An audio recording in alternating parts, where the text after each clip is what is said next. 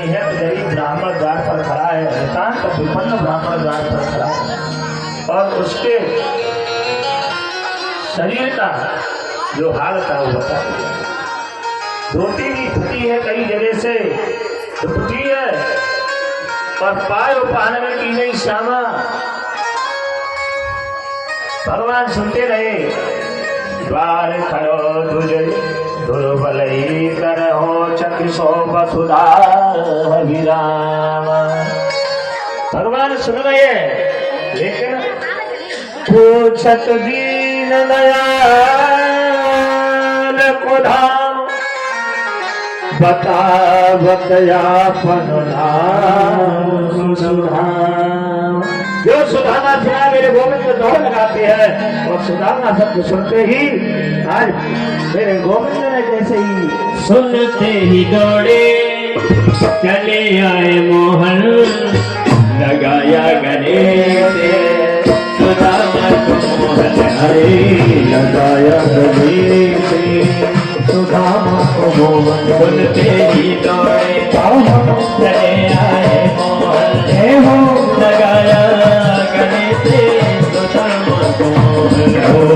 सुनते ही दौड़े चले आए मोहन, लगाया गले से सुदामा को मोहन हरे, सुदामा को मोहन। हुआ रुक्मिणी को बहुत ही अचंभा, हुआ रुक्मिणी को बहुत ही अचंभा। ये मेहमान के जीवा गया है, ये मेहमान के जीवा गया है।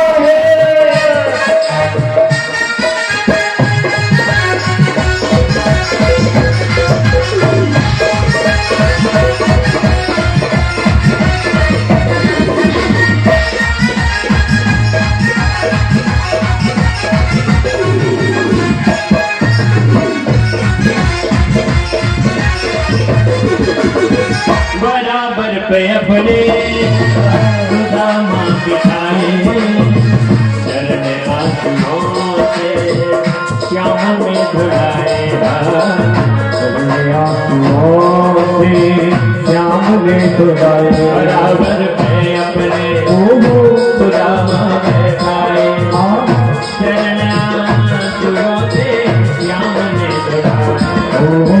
बराबर में अपने सुदामा बिठाए, चरण आंसुओं से श्याम ने धुलाए, चरण आंसुओं से श्याम ने धुलाए। न घबराओ प्यारे जरा तुम सुदामा, न घबराओ प्यारे जरा तुम सुदामा। खुशी का समा तेरे करीब आ गया है, खुशी का समा तेरे करीब आ गया है, खुशी का समा तेरे करीब आ गया है, खुशी का समा तेरे करीब आ गया है।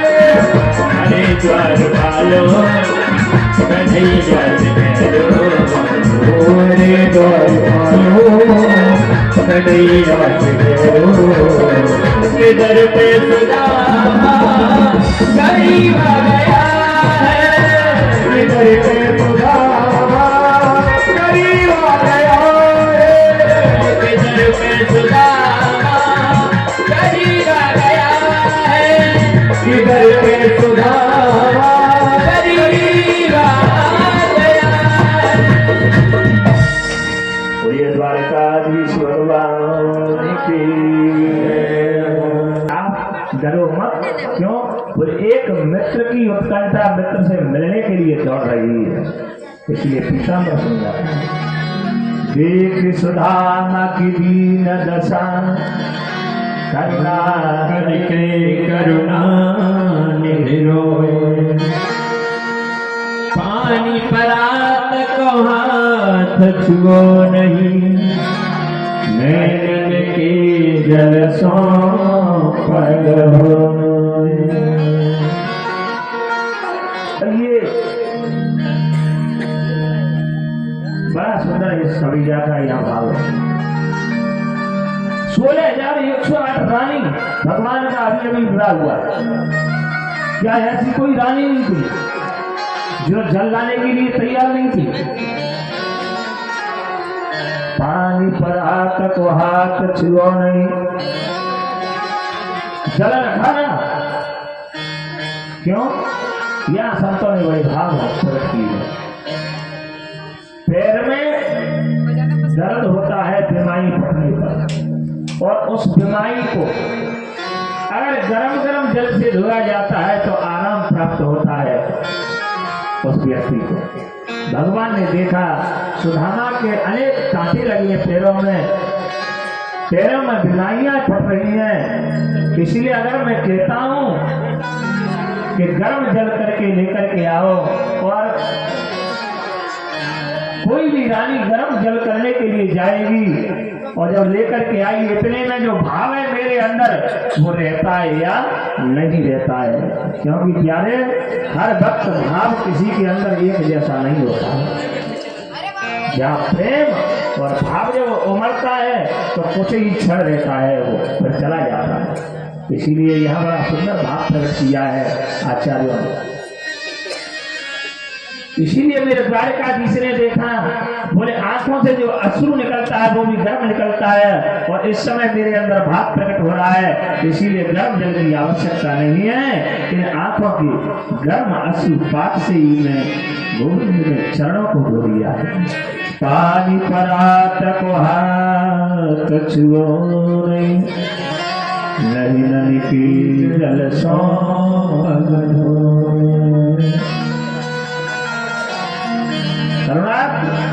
सुदामा जी को देख रहे आज व्यक्त हो रहे। सुखदेव जी कहते परीक्षित है, कृष्ण को देख करके सुदामा भी जोर जोर से आज एक मित्र से मित्र मिला है, उत्कंठा है, कंठ गदगद हो रहा है। आंसुओं को अंदर सुदामा जी के भी आंसू निकल गए थे, लेकिन सुदामा जी अंदर ही अंदर उन आंसुओं को पी गए थे और भगवान के झलक गए थे। अंत में भरा सुदामा जी को विप्र प्रसाद धरणीधर, विप्र प्रसाद कमल, विप्र प्रसाद अजिता जितो, विप्र प्रसाद मम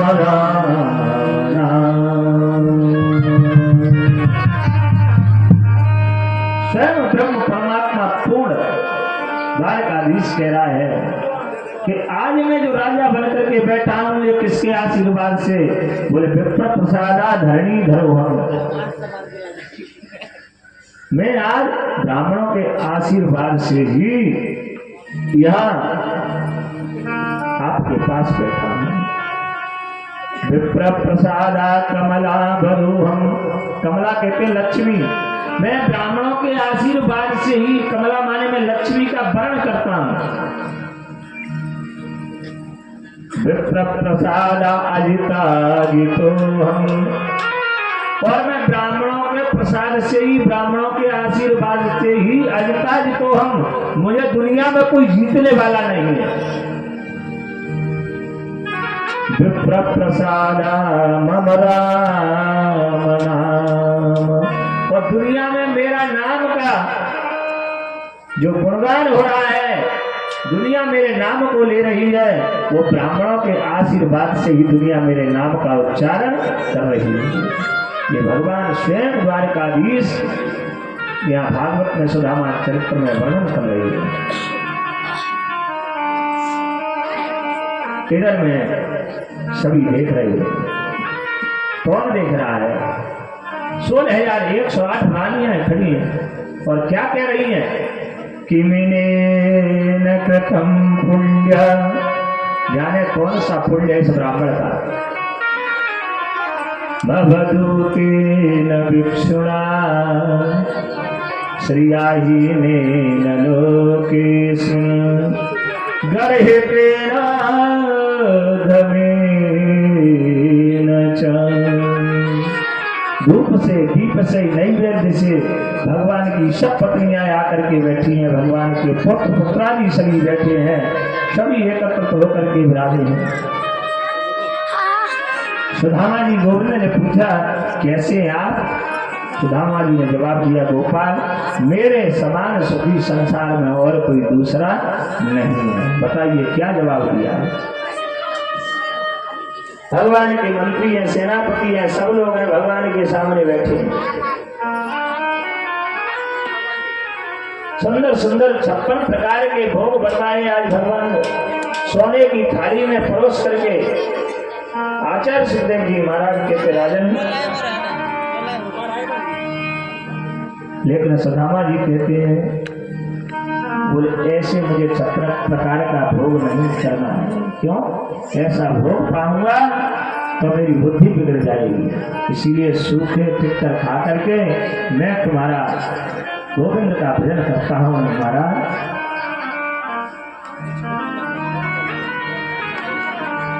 आज भगवान ने सभी पुत्र पुत्रादि सभी पुत्रों को आदेश दिया, बोले आज ब्रह्म इंद्रियातेषु ब्राह्मणो ब्रह्मवित्तमा। ये ब्रह्म को जानने वाला ब्राह्मण है, कोई साधारण नहीं। ब्रह्मवित्तमा, इसीलिए इस ब्राह्मण को प्रणाम करो। अब एक एक करके सभी रानियां प्रणाम करने के लिए आ रही हैं। शरीर जर्जर हो रहा है, एक एक हड्डी चमक रही है शरीर। पहले तो इस हाथ से बोले मैं रुक्मिणी हूँ, बोले सौभाग्यवती भव, मित्रवृंदा हूँ, चिरंजीवी भव, मैं कालिंदी हूँ, पुत्रवती भव। अब कोई एक हाथ तो है नहीं, इस हाथ से आशीर्वाद देते रहे। अब ये थक गया तो फिर इससे चालू कर दिया, ये थक गया फिर इससे चालू कर दिया। जर्जर शरीर है सुदामा जी का। जब दोनों हाथ थक गए, दोनों हाथों से आशीर्वाद देना चालू कर दिया। जब दोनों हाथ थक गए तो कन्हैया को इशारे से बुलाया, बोले कन्हैया, बोले कितनी और हैं? तेरी है ये सब? कन्हैया ने कहा अभी तो नंबर भी ना लगाओ। बोले तेरी नहीं है तो पड़ोसी दोनों है? बोले अभी तो नंबर भी ना लगाओ, 16,108 है। तो पुरानी बात यहाँ सुदामा जी ने प्रकट कर दी।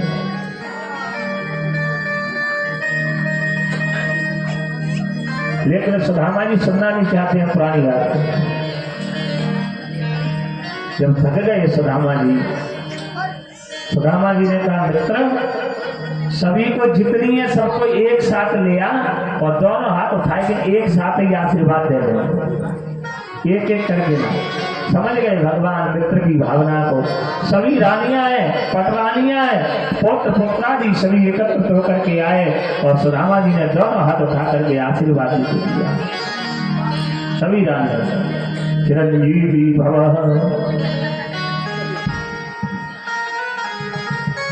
अब सुदामा जी से कहते हैं करिए अपि ब्रह्मण गुरुकुलाद भवता लब्ध दक्षिणा समावृतेन धर्मज्ञ मर्योडा सदृशी नवा। बचपन की याद आज कन्हैया ने प्रकट कर दी सुदामा जी के सामने। बोले हम लकड़ी बीनने के लिए गए, गुरु माता ने हमारे लिए ये अन्न प्राण की कथा है और यहाँ से गुरु माता ने हमारे लिए चना पोटली में बांध दिए थे। बेटा जंगल में जा रहे लकड़ी बीनने के लिए तो चना पा लेना। खूब जोर से बारिश होने लगी, अंधेरा हो गया। गुरुजी ने हमको रात्रि में ढूंढा, हम जंगल में ही रहे। और एक बात और है सज्जनों, बारिश होवे ना और उसमें आप भीग जाओ तो धूप ज्यादा लगे, हैं? लगती है नहीं? हमको तो लगती है, आपको पता है। बारिश में भीग गए दोनों मित्र, सुदामा जी ने वो चले, धूप के मारे अकेले ही पाना प्रारंभ कर दिया। कन्हैया ने पूछा, बोले सुदामा जी ये आवाज काहे आ रही है, कट कट क्या हो रहा है? तो सुदामा जी ने कहा, तुमको मालूम ना है लाला कितनी बारिश हुई है, सर्दी के मारे दांत आवाज कर रहे हैं, दांत बज रहे हैं। तो ये कथा यही शिक्षा देती है कि कभी भी किसी का भार नहीं खाना चाहिए। हाँ, जिसका जो है वही तो ईमानदारी है। लेकिन चलो कोई बात नहीं है, भगवान समझ गए। एक बात बता, सुदामा जी दोनों मित्र हैं आपस में, बोले जैसा तेरा चरित्र और व्यवहार था वैसे अनुकूल तुझको पत्नी मिली या ना मिली? कभी कभी विपरीत हो जाता है, पति का चरित्र व्यवहार अन्य प्रकार का है और पत्नी का अन्य प्रकार का हो जाता है, ऐसे विपरीत हो जाता है। तो भगवान पूछ रहे हैं सुदामा जी से, तुम्हारा जैसा चरित्र था, व्यवहार था, वैसे था, उसके अनुकूल तुमको पत्नी मिली कि नहीं? सुदामा जी ने कहा, बहुत सुंदर पत्नी मिली, सुशील, उसका नाम भी सुशीला है और उसके गुण भी सुशील है। सुदामा जी की पत्नी का नाम सुशीला है। भगवान ने कहा, तुमने शादी कर ली हमारे लिए, पत्र भी नहीं भेजो, कार्ड भी नहीं दिया। अब यहाँ सुदामा जी ने जब आशीर्वाद दे रहे थे तो सुदामा जी ने कहा, एक बात बता लाला, हमने तो एक विवाह करो, ताकि काय को उड़ानो दे रहे हुए कि कार्ड भी नहीं भेजा और तुमने विवाह कर लिया। और तेरे जे जितने विवाह हुए में तो आशीर्वाद देते देते मेरी दोनों भाई भुजाएं थक गई। कहने एक काल में 16,108 विवाह की, एक काल में चिट्ठी पत्री कार्ड भेजा। द्वारकाधीश कहने लगे, बोले चिट्ठी कब छपती है?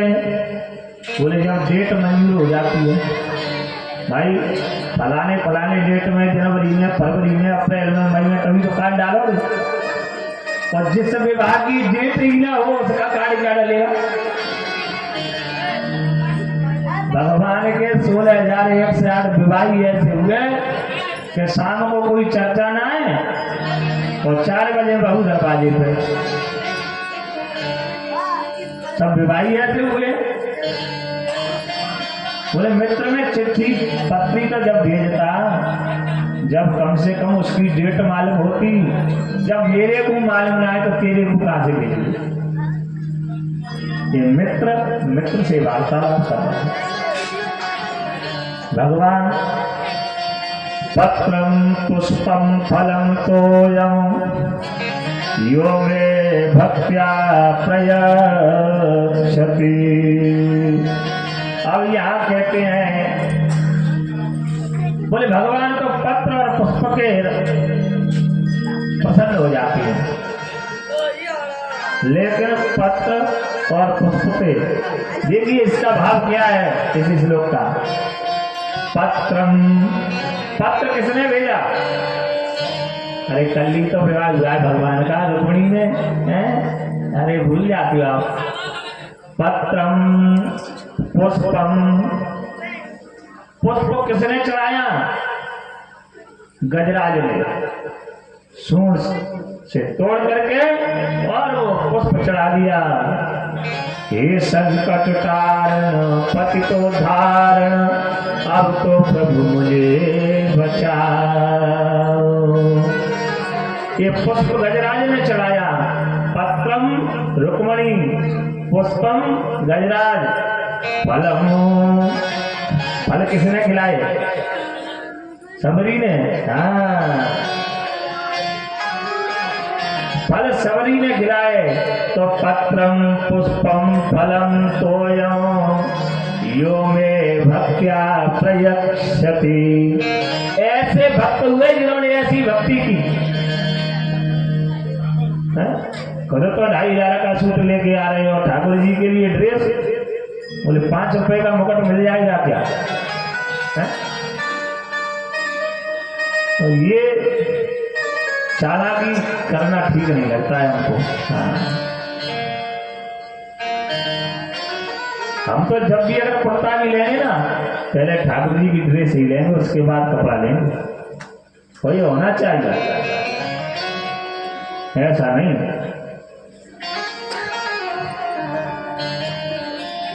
तो ये यहाँ यही कह रहे हैं कि यो में भक्त्यापेक्ष भी ऐसी भक्ति होना चाहिए तुम्हारे अंदर। तदहम भक्त्युपरतमस्नामि प्रयतात्मना।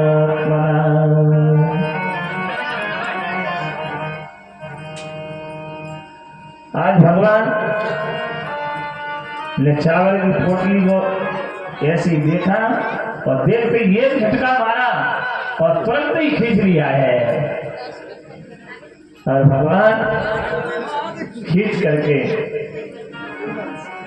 और उसमें क्या है, भगवान ने देखा हो एक मुट्ठी तो भरा है मेरे गोविंद ने। क्या देख रहे हैं भगवान उसमें? एक मास द्वयपाक में दो एकादशी हो, सो प्रभु दीन दयाल ने नित प्रतिदीन हो। सो प्रभु दीन दयाल नित प्रतिदीन हो। भगवान ने देखा हो तो सीधा ने ये भेजा है। 1 महीने में 2 एकादशी आती हैं, लेकिन सुदामा के घर तो नित्य एकादशी है, कभी याद नहीं है। और कितनी सुंदर बात है कि आज भी एकादशी है। होनी सी तो है गई अब ऐसी नहीं होए, तेरे घर भाभी तेरे भवन में नित्य द्वादशी हो।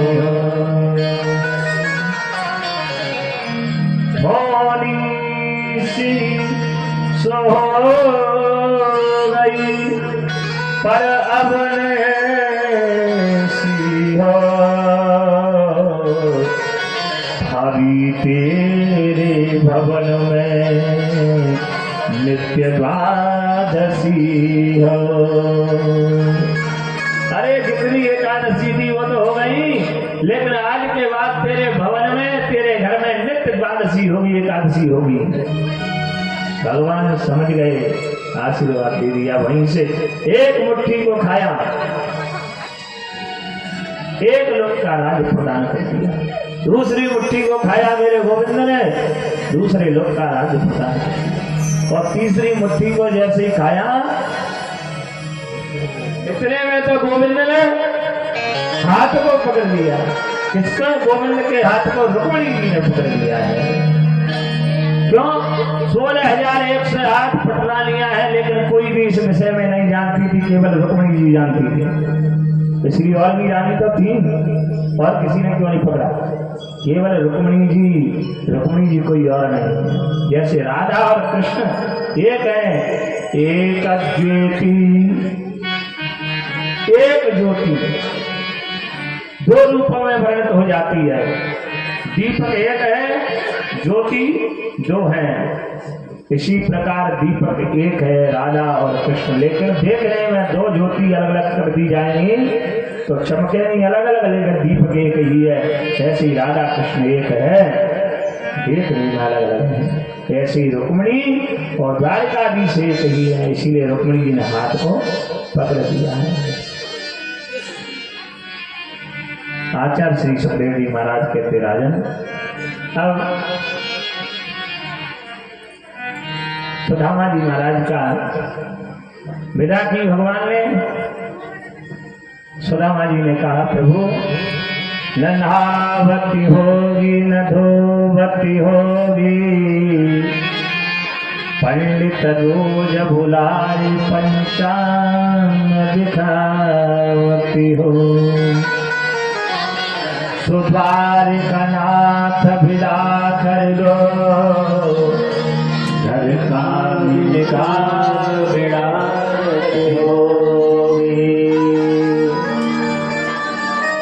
प्रभु आज स्वयं द्वारकाधीश ने सुदामा जी की विदा की। क्वाहम दरिद्र पापिया क्वा कृष्ण श्री के ब्रह्म बंधु स्मा पाउप्या परिरंगिता। कहा तो मैं दर्द पापी और कहा लक्ष्मीपति मेरा मित्र। बाहुप्याम परिरंगिता,